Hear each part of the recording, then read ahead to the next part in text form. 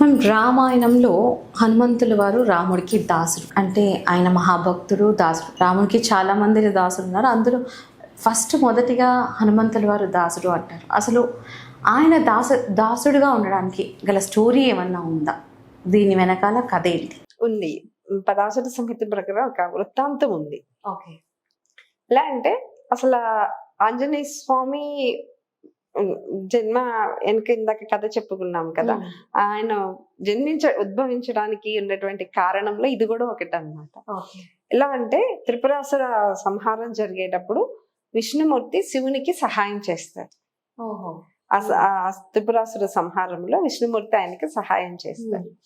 ఇంకా అప్పుడు శివుడు అంటారు, నువ్వు నాకు సహాయం చేసావు కదా, ఎప్పుడో ఒకసారి నేను కూడా నీకు సహాయం చేస్తాను అంటారు. అంటే సహజంగా మనం అనుకుంటూ ఉంటాం, కొన్ని దానిలో రాముడు విష్ణుమూర్తి చేస్తాడు, కొన్ని దానిలో శివుడు. వారిద్దరు కలిసి ఏ సంహారం అయినా చేస్తూ ఉంటారు దుష్ట శిక్షణ చేయటానికి. కాకపోతే ఒకరు ముందు ఉంటారు, ఇంకొకరు వెనకమాల ఉంటారు. రెండు చోట్ల ఇద్దరి అవతారంలో హరిహరులకి అభేద్యం లేదని ప్రతి రాక్షస సంహారంలో కానీ వృత్తాంతంలో కానీ వీరిద్దరు తెలియచేస్తూనే ఉంటారు. అలా తెలియచేసే వృత్తాంతమే ఇంకొకటి ఇదనమాట. ఈ త్రిపురాసుర సంహారంలో ఎప్పుడైతే నారాయణుడు శివునికి సహాయం చేశారో, నీకు నేను చేస్తానని అన్నారు కదా. ఇక తర్వాత కొన్నాళ్ళకి గార్ధబాసురుడు అనేటువంటి ఒక రాక్షసుడు శివుణ్ణి కోరి తపస్సు చేస్తాడు.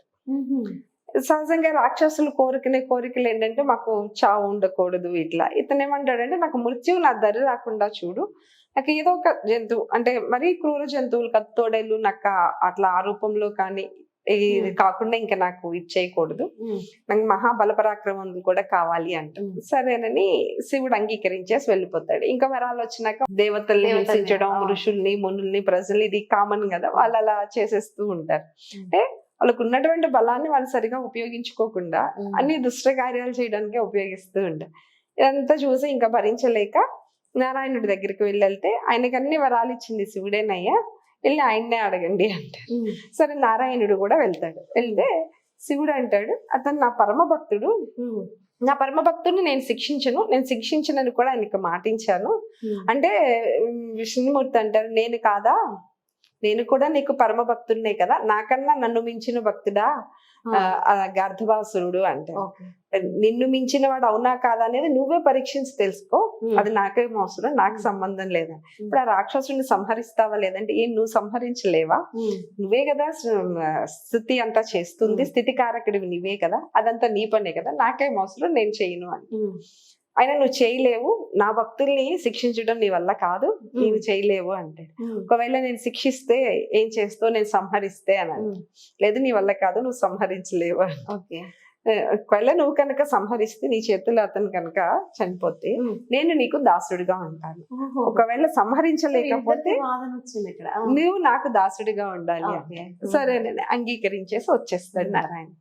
కానీ పాలకడల్లో పడుకుని ఉండగా రాక్షసుని ఎలా సంహరించాలి, ఆయనకి రాక్షసుని ఎలా సంహరించాలి అనే దానికన్నా నాకన్నా శివుడికి గొప్ప భక్తుడా గార్ధబాసురుడు అనేటువంటి ఒక సందేహం కలుగుతుంది అనమాట. ఆ సందేహాన్ని నివృత్తి చేసుకోవడం కోసమైనా వెళ్ళాలి, రెండు పనులు అవుతాయి అనుకుని ఇంకా ఆయన ఆలోచించి మోహిని రూపం ధరించి వెళ్తాడు. ఈ గార్ధబాసురుడు అడవుల్లో తిరుగుతూ ఆ సమయంలో ఉన్నప్పుడు ఇంత అందమైనటువంటి స్త్రీ ఎప్పుడూ కనపడలేదు, చాలా అందంగా ఉంది, చక్కగా పాడుతుంది. నీ విని ఆ అందానికి మోహితుడై వెళ్ళి, నువ్వు నాకు చాలా బాగా నచ్చావు, నాతో ఉంటావా, నన్ను వివాహం చేసుకుంటావు ఇట్లా అన్నాడు. నేను వీరుడిని తప్పిస్తే ఎవరిని చేసుకోను అని. నువ్వేమన్నా వీరుడు అంటే నీవు కూడా అంత వీరత్వం ఉందా నీ దగ్గర అంటాడు. ఉంది నా దగ్గర కూడా, నేను చూడడానికి ఇంత సుకుమారంగా ఉన్నా నా దగ్గర కూడా చాలా వీరత్వం ఉంది అంటది మోహిని రూపంలో ఉన్న విష్ణుమూర్తి.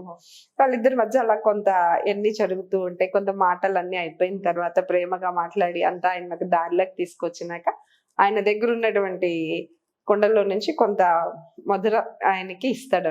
అది తాగేసేసి ఇంకా కొంచెం మొత్తం వచ్చి ఈమెతో చెడుగా ప్రవర్తించడం మొదలు పెట్టినప్పుడు తనకు వీరత్వాన్ని ప్రదర్శిస్తుంది మోహిని. అంటే గుడ్డేస్తుంది అనమాట బాగా. ఆయన గార్ధవం లాగా అరుస్తూ ఉంటాడు. వెంటనే ఇతన్ని నేను ఈ రూపంలో సంహరించడానికి ఉండదని తొడేలుగా మారిపోయి ఆ గార్ధవాసురుని తినేస్తాడు ఆయన. ఇంకా అది రాక్షసుడు చనిపోయాడు. నా భక్తుని సంహరించలేవన్నాడు కదా, సంహరించి గెలిచాడు కదా. ఇంకా అదంతా చూసి శివుడు నిన్ను మించిన నిన్ను మించిన భక్తులు ఉంటారా? అలాగే నేను మించిన భక్తులు నీకు ఉంటారా? ఉండరు కదా. మన ఇద్దరికి అభేద్యం లేదు, మన ఇద్దరం ఒకరినొకరు అంతగా ఇష్టపడతాం అని. అయినా నేను నీకు అంటే అప్పుడు నారాయణుడు కూడా అంటారు, నువ్వు మన ఇద్దరం దగ్గర చిన్న ఒప్పందం జరిగింది, నేను ఆ ఒప్పందం కోసం ఈ పని చేయలేదు, ఈ రాక్షస సంహారం చేయాలని. అలాగే ఎంత భక్తుడైనా దుష్ట కార్యాలు చేస్తే, చెడు పనులు చేస్తే వాళ్ళని శిక్షించడం మా ధర్మం అని ప్రజలకు తెలియచేయాలని నేను ఇది చేయడానికి వచ్చాను. నేను నా దాసుడిగా ఎప్పటికీ నేను అంగీకరించు, నేను అసలు అలా పెట్టుకునే ఉద్దేశం కూడా నాకు లేదు అని. లేదు, నేను నీకు మాట ఇచ్చాను, నేను చేస్తాను అంటాడు. ఇంకా అప్పటితో నారాయణుడు వదిలేస్తాడు. కానీ దేవతలకి వదిలిపెట్టరు అనమాట. ఆయన మిమ్మల్ని వద్దంటున్నారు, మీరేమో ఉంటానంటున్నారు, ఎలా చేస్తారు ఏంటి అని అంటే, ఈయన రాముడిగా దశరథుడికి కొడుకుగా జన్మించబోతున్నారు, నేను హనుమగా పుట్టి ఈయనకి సహాయం చేస్తాను, నేను రాముడికి దాసుడిగా ఉంటాను, ఆ జన్మలో మొత్తం నాది రాముడికి దాసుడిని, నేను రాముడి దాసుడిని అనే చెప్పుకోవడం నాకు ఇష్టం. కొడుకు నేను ఆంజనేయ స్వామిని నాకున్న పేరుతో చెప్పుకోవడం కన్నా నాకు రాముడి దాసుడిని అని చెప్పుకోవడమే నాకు ఇష్టము, నేను అలాగే ఉంటానని చెప్తాడు.